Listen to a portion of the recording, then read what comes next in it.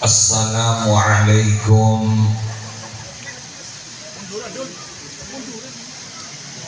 warahmatullahi wabarakatuh.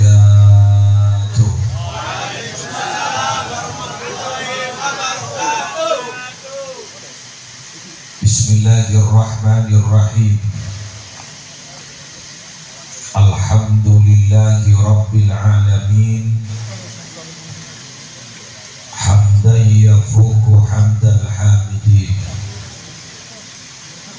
Wassalatu wassalamu ala ashrafil anbiya'i wal mursalin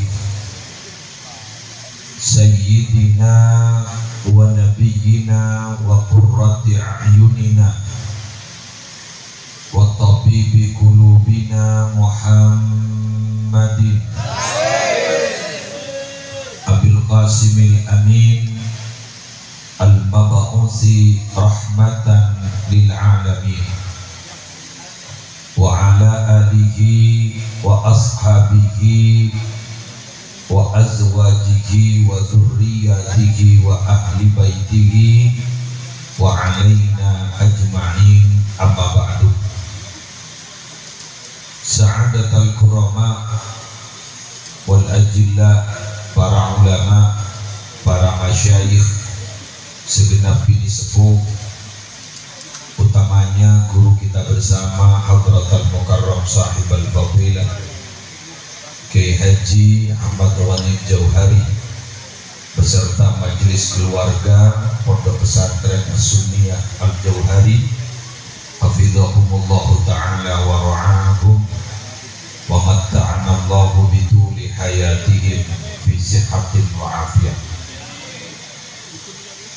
Yang saya muliakan dan saya takdimi segenap pimpinan Majelis Sholawat Ahbabul Mustafa beserta segenap musyrif-musyrifah, ustadz-ustadzah di Pondok Pesantren As-Sunniyah Jauhari dari semua tingkatan.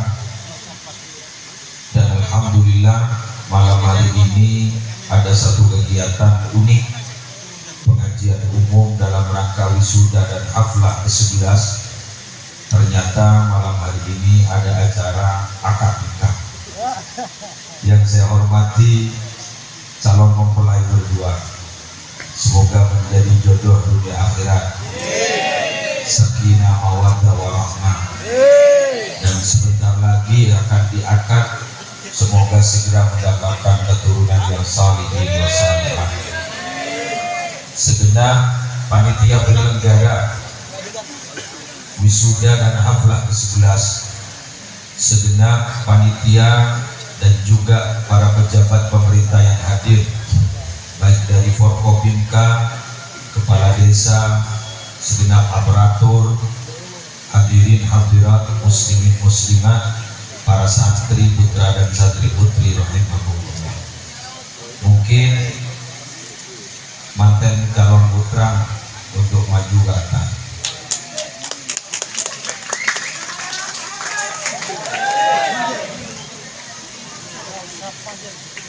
Biasa agak nervous.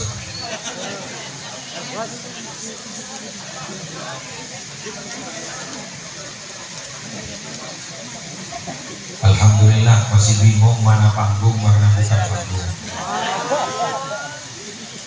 Pertama-tama, tidak ada sesuatu yang paling pantas untuk kita ucapkan kecuali talafut alhamdulillahi rabbil alamin.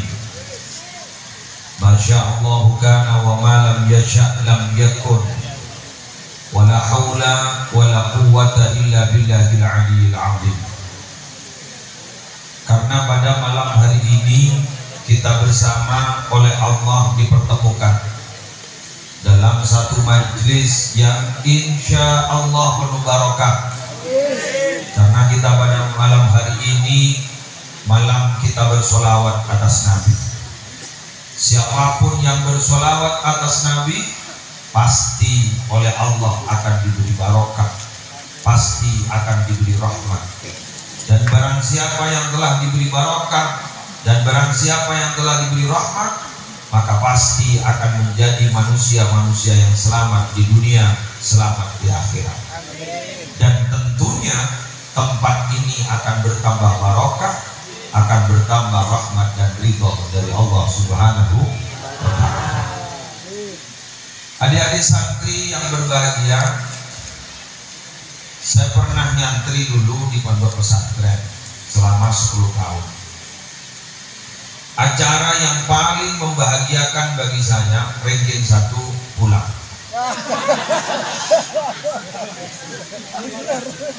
Liburan pondok.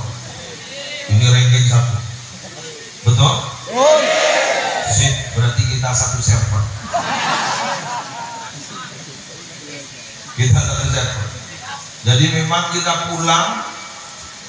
Kalau pulang liburan pondok, bahkan kurang 10 hari tanggalnya sudah dihitung-hitung. Sama? Sip, berarti tidak ada perubahan. Tidak ada perubahan. Jadi berarti santri memang betul-betul santri tulen. Karena santri tulen adalah orang yang siap menghitung-hitung kapan pulang.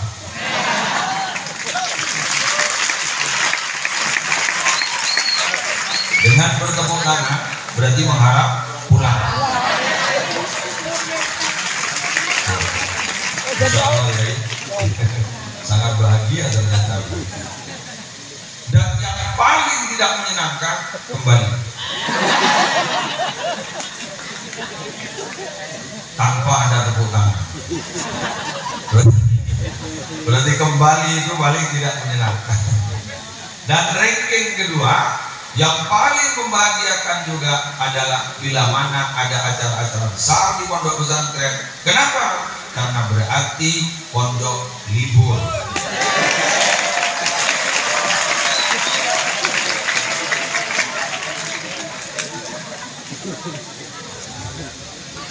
Silakan. Alhamdulillah, Insya Allah panas dingin. Padahal masih belum masuk kamar.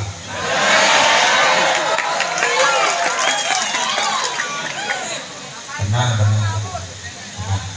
Untuk duduk dulu. Tenang. Ya, insya dingin masuk. Insya Allah, alhamdulillah.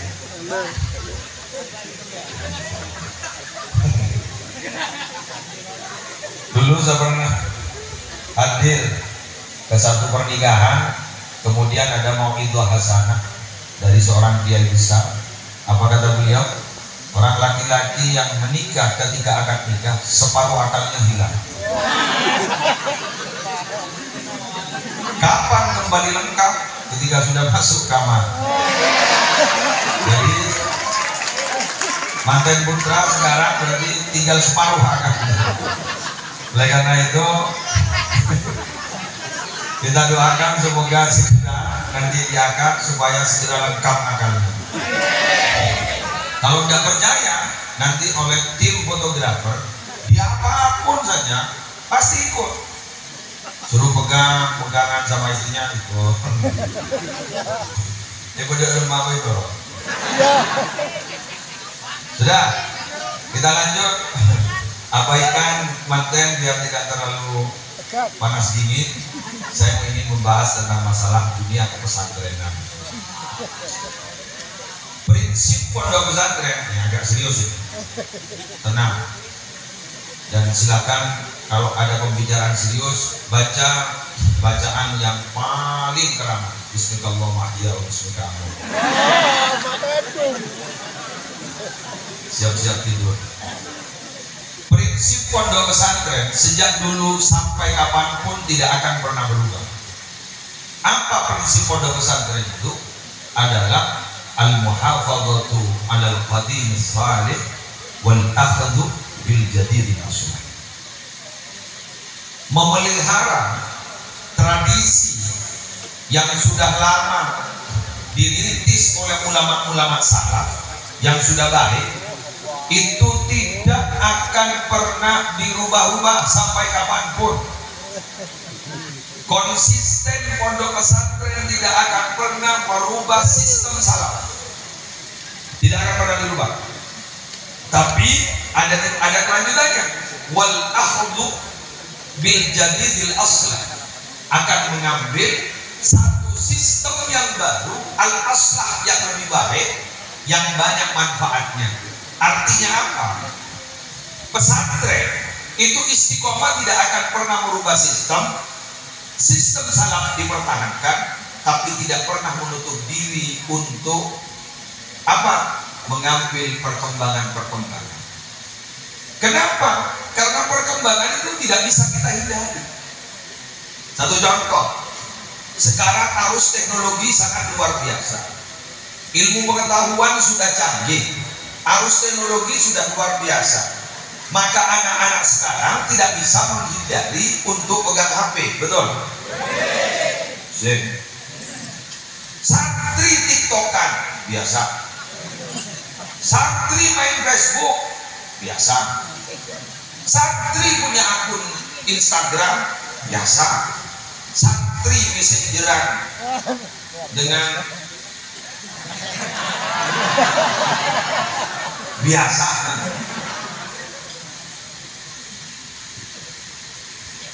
Santri punya media sosial itu sudah biasa. Cuma sekarang hal-hal yang baru itu tidak boleh lengser dari apa yang memang sudah menjadi rintisan-rintisan ulama salaf. Oleh karena itu, Abu Yazid Muhammad bin Alawi al-Maliki al-Hasani menjelaskan, asy-syaqiyyu man kharaja an manhaji aslafihi. Orang celaka itu adalah orang yang keluar dari manhaj sistem salaf. Itu pasti celaka. Loh kok bisa? Padahal itu sudah kuno, padahal itu sudah jadul. Karena sistem salaf itu adalah sistem yang paling barokah. Allahumma shalli ala sayyidina Muhammad. Nggak bisa. Al-fadlu lil muqtadi wa in ahsana al-muqtadi. Keutamaan tetap dimiliki oleh generasi-generasi awal, walaupun secara kasat mata kayaknya lebih alim generasi saat ini. Tirakat-nya beda. Pada waktu itu zamannya juga berbeda. Maksiat masih hampir masih dapat terkontrol. Saya sering dapat ceramah bilang, kalau dulu wali itu masyhur, maksiatnya mastur. Jadi walinya itu kalau dulu masyhur, terkenal, masih hidup, sudah orang bilang, kiai ini wali, kiai ini wali, kiai ini wali. Dulu maksiatnya mastur, tertutup. Orang mau berbuat maksiat dulu malu-malu, pacaran di kuburan, di area kuburan, iya kan? Dulu ini generasi kita, generasi zaman dulu beda dengan generasi zaman now. Generasi yang ini pacaran, foto-fotoan, disebar di media sosial. Jadi sekarang maksiatnya yang masyhur, walinya sekarang mastur, tertutup. Dan kenapa begitu? Setiap masa memang pasti berubah. Asalkan pondok pesantren itu masih nilai-nilai salaf masih dipertahankan, tapi juga tidak menutup diri, umpama ada perkembangan juga diambil, ini baik, yang tidak baik tidak diambil, maka insya Allah pondok pesantren tetap konsisten, dan insya Allah pondok pesantren masih dapat dipercaya sampai hari kiamat itu insya Allah untuk menempa adik-adik santri di tempat memiliki akhlak-akhlak yang baik. Amin ya mujibas saya. Nah, kira-kira apa santri sebanyak ini di pondok pesantren As-Sunniyah Jauhari ini, apapun dijadikan kiai semua, itu siapa santri?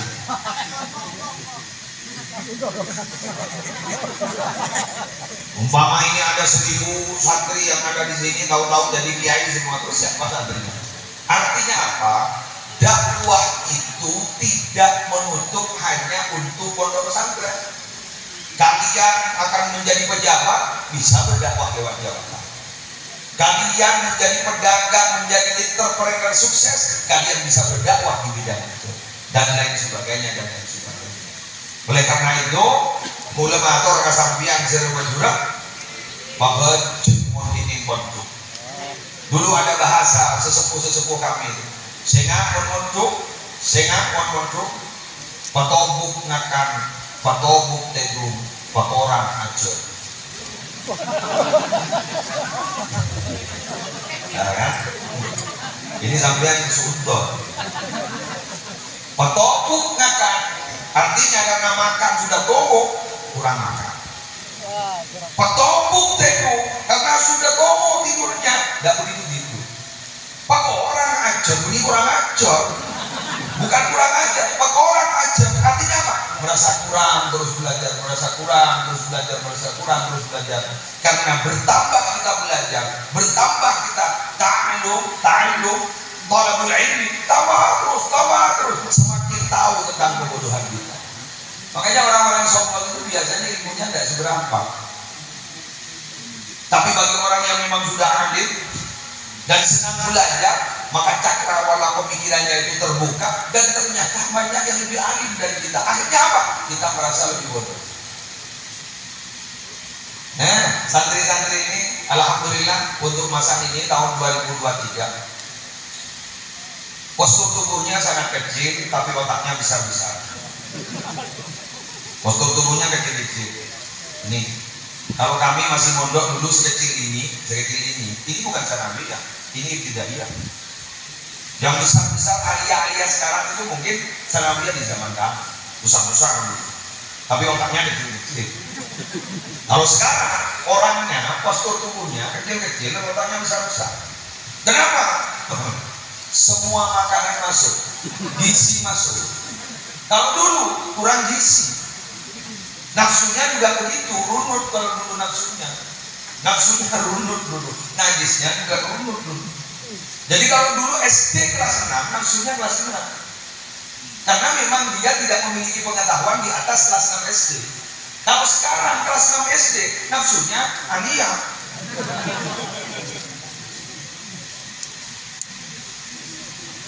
Maksudnya gimana ya? Saya dulu itu masih kecil, sering ada acara di desa-desa itu manten-mantenan. Isabel. Lalu dia bilang, manten putra datang. Ayo tidur. Tidur pun tidak diapa-apa. Itu kelas 6 SD. Kalau sekarang, insya Allah. Kelas 6 SD silakan tidur, insya Allah. Cerdas. Bukan tidak diapa-apakan. Ternyata terjadi kecelakaan. Loh kok bisa begitu? Teknologi itu akan memaksa anak-anak kita, murid-murid kita, santri-santri kita untuk menjadi dewasa sebelum masanya. Teknologi, karena di situ bisa semuanya diakses. Coba, sekarang kita tahu kabar Turki gempa itu, padahal kita orang kencok, bukan orang Turki. Tahu-tahu orang Turki, ada gempa, padahal baru terjadi loh gempa. Tahu dulu tidak ada tahu. Tahu dulu ada saudara kita di jauh, lain kabupaten, bahkan lain provinsi umpama, sampai 7 hari kewafatan itu kita masih belum dengar. Sekarang sakit mau mati dengar.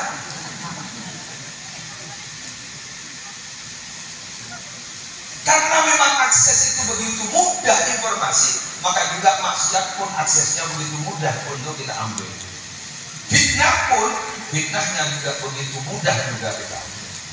Makanya, yang lain santri, halo, ini sudah bismillahirrahmanirrahim, bismillah. Alhamdulillah sudah mulai miring dan sudah mulai menunduk. Alhamdulillah khusyuk betul.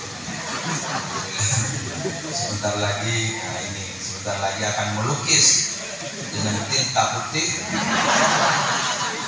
dan itu akan ada peta-peta berikutnya.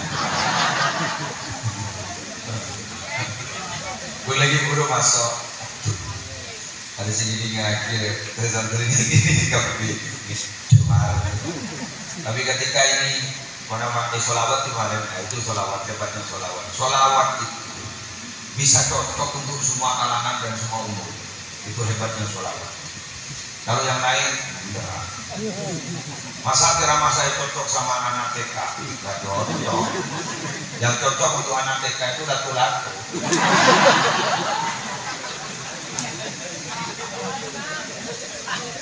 Tapi coba dibaca sholawat dengan Ahbabul Mustafa. Makin anak TK kalau goyang-goyang, makin anak tahu saya amor. Itu loh hebatnya sholawat. Memang unik, hebat, luar biasa sholawat. Merek. Jadi duduk. Alhamdulillah aja apa sih yang lanjut ini? Ya, lanjut.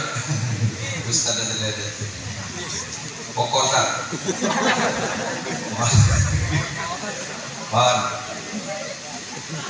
Siap dilanjut? Siap? Ya saya janji 20 menit lagi. 20 menit selesai. Mister kerja kami ini. Ya karena ini kan acaranya adalah bersolawat, jadi solawat lebih banyak. Sudah. Jadi ini yang pertama akan saya jelaskan, yang sudah saya jelaskan semoga sampai lebih paham. Yang kedua, saya ingin menjelaskan bahwa pondok pesantren itu sekarang, bahkan dulu tapi tidak begitu, tapi sekarang yang sudah semakin jelas. Ketika pondok pesantren punya tugas untuk membentuk akhlak yang baik, karakter yang baik, dan di sini sudah dibentuk kegiatan-kegiatan, dicanangkan kegiatan-kegigiatan yang full 24 jam, tidurnya hanya sebentar. Ada tahfidz Al-Quran. Quran itu kalau dihafalkan, cepat ngafalkan, murojaahnya yang kuat, ngulanginya itu yang kuat. Tapi kalau ngafalkannya cepat, tapi ngulanginya kuat. Orang nandelajun cengat itu beda. Tapi dulu ada teman-teman saya ketika Anda hafal Qurannya dibunyikan.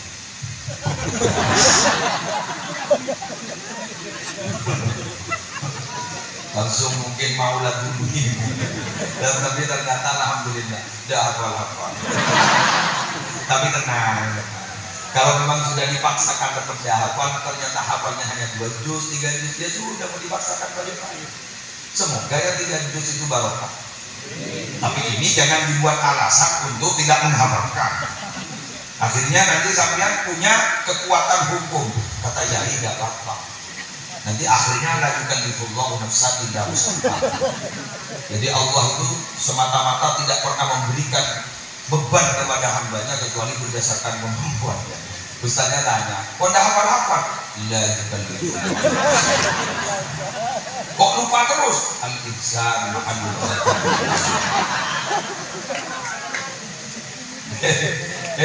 Dalilah insan makan lupa ta'wal nisyan. La yukallifullahu nafsan illa wus'aha. Itu dalilnya benar, tapi penempatannya yang salah. Kok tidak salat subuh? La yukallifullahu.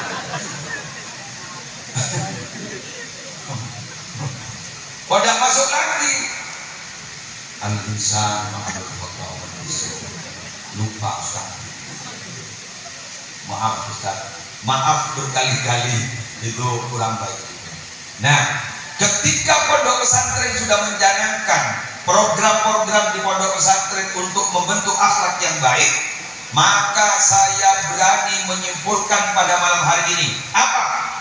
Sesuatu yang akan merusak, usaha-usaha yang akan merusak anak-anak kita, generasi-generasi kita, itu sekarang sudah lebih banyak daripada yang akan memperbaiki generasi-generasi kita. Satu contoh apa? Di pondok pesantren, ketika kembali ke pondok pasca liburan, itu adalah sesuatu yang paling tidak menyenangkan pada kita. Kita kembalinya dari bulan Syawal, bulannya Rabiul Awal. Berarti kita berada di pondok pesantren Asuniah ini 6 bulan, betul? Kemudian ada liburan pondok 10 hari. 6 bulan di pondok, liburannya 10 hari. Ternyata ketika pulang 10 hari itu, yang 10 hari itu bisa memberangus, bisa meniadakan hasil yang 6 bulan. Gitu coba. Kenapa? Dahsyatnya satu pergaulan. Pergaulan di luar itu yang 10 hari itu bisa-bisa akan menghancurkan hasil yang 6 bulan. Siapa itu yang membuat seperti itu? Bisa karena lingkungan teman-temannya ketika dulu di mana? Di sekolah luar. Bisa karena memang orang tuanya sendiri yang tidak mendukung hasil pondok pesantren. Wa kaifa yablughul bunyanu yawman tamamahu idza kunta tablighi wal akharu yahdimu. Bagaimana kamu ketika membangun akan segera selesai bila kamu yang membangun tapi ternyata orang lain yang merobohkannya. Oleh karena itu saya berharap hasil yang dari pondok pesantren sesedikit apapun kita berharap semoga manfaat dan barokah. Semoga manfaat dan barokah. Bagaimana cara mendapatkan ilmu yang manfaat dan barokah? Ikuti tik-tik berikut ini. Ya. Nah, 1, kalau ingin manfaat dan barokah, kita harus senantiasa meminta kepada Zat yang memberikan barokah.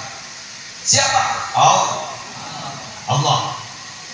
Maka ketika di pondok pesantren ada sholat berjamaah, ketika di pondok pesantren ada azkar, aurat, zikir, wirid, ikuti. Kalau perlu semua yang diberi oleh kiai berupa tulisan-tulisan dikiran-dikiran, rotib aktos, rotib haddad, dan macam-macam, bacaan pagi sore, semua dibaca. Siapa tahu di kemudian hari akan berguna.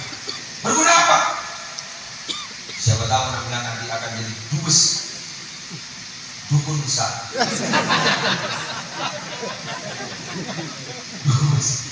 Dukun besar. Contoh. Loh, apa itu bagus ya? Loh, itu akan membantu meringankan permasalahan orang. Assalamualaikum ya. Dari mana? Dari Ambulu ya. Ada masalah? Iya. Apa? Saya terjadi percekcokan. Percekcokan siapa? Dengan istri ya. Kenapa? Saya curiga istri saya kayaknya ada orang lain. Masa ya? Siapa namanya ini? Sebentar, masuk ya. Setiap orang sebentar. Apa katanya ya? Enggak ada apa-apa. Enggak. Oh, saya melihat sendiri. Enggak ada apa-apa. Benar ya? Insya Allah. Dah pulang. Dan ternyata sesampainya di rumah, sang istri mesam-mesam. Istrinya bilang begini, apa yang telah menjadi kesalahan saya yang terlalu-lalu, saya akui dan saya tidak akan pernah mengulang lagi dan saya tidak akan berpaling ke lain hati.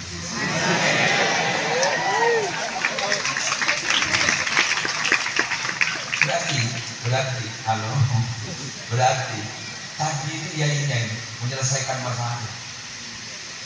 Ada lagi yang saya sakit apa? Dan begini, saya sudah lihat ternyata tidak ada penyakitnya. Ternyata saya ronsen juga tidak ada penyakitnya. Cinta dulu sebentar. Sebut. Fatihatul Kitab 50 ya. Bacaan Fatihah terserah niatnya. Disyifa. Minum. Jadi saya tidak biasa berkeringat, kok tahu-tahu berkeringat. Alhamdulillah ya Allah, ternyata sukses. Bisa begitu. Di sini ada acara khitbah, ceramah-ceramah, ikuti. Siapa yang akan menjadi pengganti penceramah-penceramah? Kalian nanti akan mengganti. Kenapa? Setiap masa sudah ada orangnya, setiap orang sudah ada masanya. Betul. Setiap masa sudah ada orangnya, setiap orang sudah ada masa. Seperti beliau, saya, siapa yang mau mengganti? Masa kita mau hidup terus? Kartu, kan itu ada masa berlakunya. Iya betul. Manusia juga ada masa berlakunya. Amar ummati ma baina sittin wa sab'in. Umur umatku itu antara umur 60 sampai 70. Bahkan sekarang banyak 50 wafat. Luar saya mikir kalau menjadi 50 wafat, saya sudah 50, berarti harus siap-siap berarti sudah asal. Kalau kalian lama masih jauh. Jauh apa? Nggak tahu. Jadi penceramah, saya malu, hilangkan rasa malu. Nanti kalau salah, ya biasa, namanya santri. Kalau nggak pernah salah berarti yai. Saya nggak alim, ya kalau alim yai. Ngomongnya santri, biasa salah. Betul. Syarat menjadi penceramah itu, Dik, cuma 2. Tolong ini jangan. Ini ijazah dari saya. Insahat hati ijazah ajas tukum. Apa ijazah dari saya? Penceramah itu syaratnya cuma 2. Kalau sampean punya 2, monggo. Apa? 1, punya ilmu. 2, ada yang undang.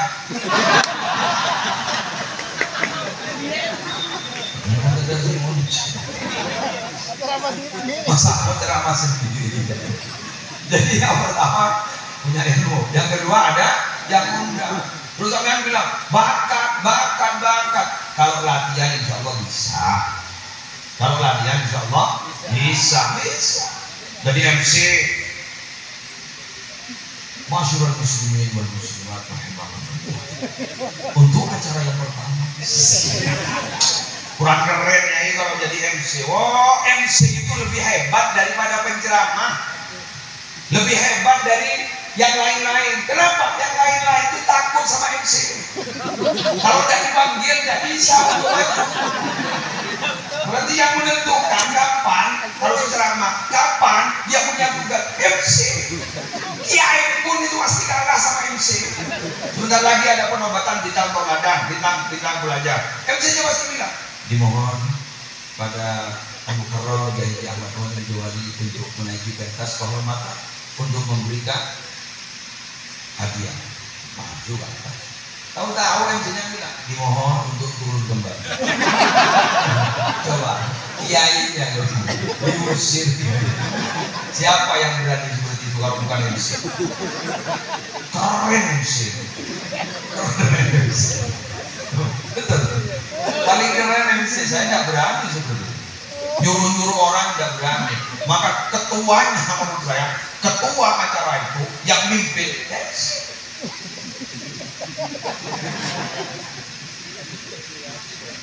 Di pondok ada tahlilan, hafalkan tahlilan. Khawatir nanti ketika pulang ke rumah, ketika ada orang meninggal dunia, para yai, para ustadz tidak ada, pasti sembilan yang disuruh. Loh, latihan? Iya. Kalau udah latihan tidak biasa bahaya. Mari Fatihah. Mari tahlil ini kita awali dengan pembacaan suratul Fatihah. Fatihah pertama kita haturkan kepada Allah Subhanahu wa taala. Orang kata masa Fatihah sama Allah. Tapi ada tanya, mohon maaf Ustaz, saya baru dengar kalau ada orang baca Fatihah khususkan kepada Allah. Loh, biasanya ya Nabi Muhammad Ustaz yang berfirman Fatihah itu siapa? Ya Allah, saya kasihkan dulu sama Allah, kemudian berikan kepada Allah.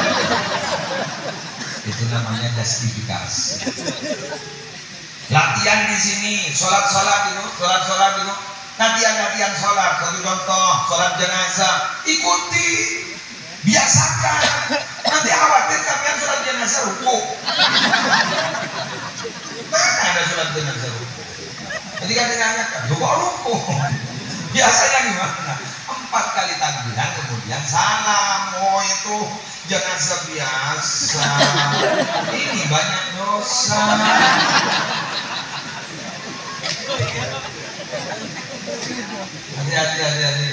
Hati-hati. Baca khutbah walaupun sendirian di kamar baca. Alhamdulillah.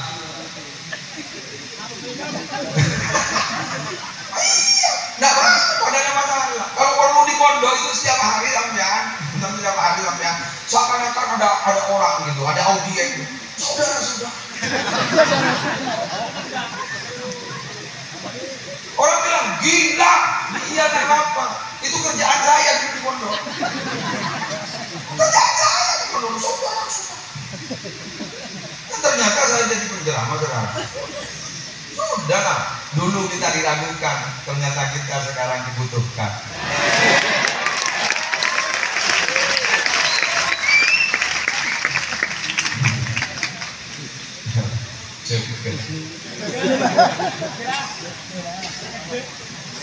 Udah. Jadi ini ya ini udah ramai. Usulnya sih. Belum. Sudah ada di sini. Oh, ya berarti sudah harus turun. Janjian dari beliau bahwa nanti kalau sudah rawuh saya nanti langsung ngomong akad nikah. Jadi berarti kita saya sudah selesai. Tertib kedua, ketiga, tunggu saya diundang lagi. Yang pertama seperti itu. Jadi mumpung masih sehat, mumpung masih kuat, mumpung masih ada yang membiayai, jangan pernah berhenti belajar. Saya kira ini yang bisa saya sampaikan, dan beliau sudah akan mengakad nikah. Mantelnya sudah tambah gemetar,